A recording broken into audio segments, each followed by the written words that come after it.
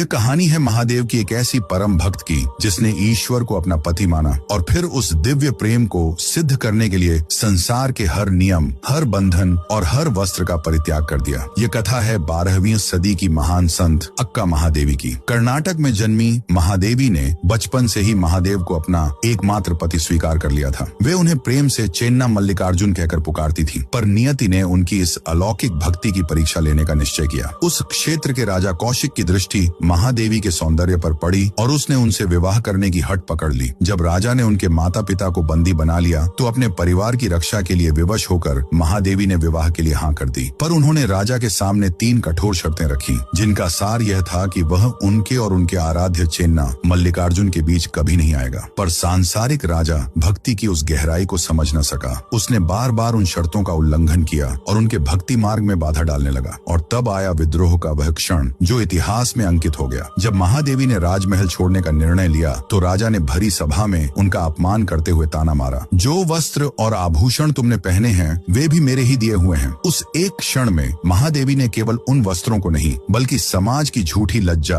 और हर सांसारिक बंधन को ही त्याग दिया। उन्होंने भरी सभा में अपने वस्त्र उतार दिए और उनके घने लंबे केश ही उनका एकमात्र आवरण बन गए। इसके बाद वे अनुभव मंतप पहुंची, जो उस समय की सबसे बड़ी आध्यात्मिक संसद थी। वहां अल्लम प्रभु जैसे महान संतों ने उनके ज्ञान, वैराग्य और भक्ति की कठोर परीक्षा ली। महादेवी ने अपने प्रखर उत्तरों से उन सभी को निशब्द कर दिया और उनकी आध्यात्मिक ऊंचाई को देखकर उन महान संतों ने उन्हें सम्मान से अक्का यानी बड़ी बहन की उपाधि दी। अंत में अपनी अंतिम यात्रा पर वे श्री शैलम के पवित्र कदली वनों में चली गईं। वहां घोर तपस्या करते हुए वे अपने आराध्य, अपने प्रियतम चेन्ना मल्लिकार्जुन के ज्योतिर्लिंग में सदा के लिए विलीन हो गईं। ठीक वैसे ही जैसे मीराबाई अपने कृष्ण में समा गई थी। उस महान भक्त अक्का महादेवी और उनके स्वामी के सम्मान में जो हमें सिखाते हैं कि सच्ची भक्ति हर सामाजिक बंधन को तोड़ देती है। कमेंट्स में जय चेन्ना मल्लिकार्जुन अवश्य लिखें।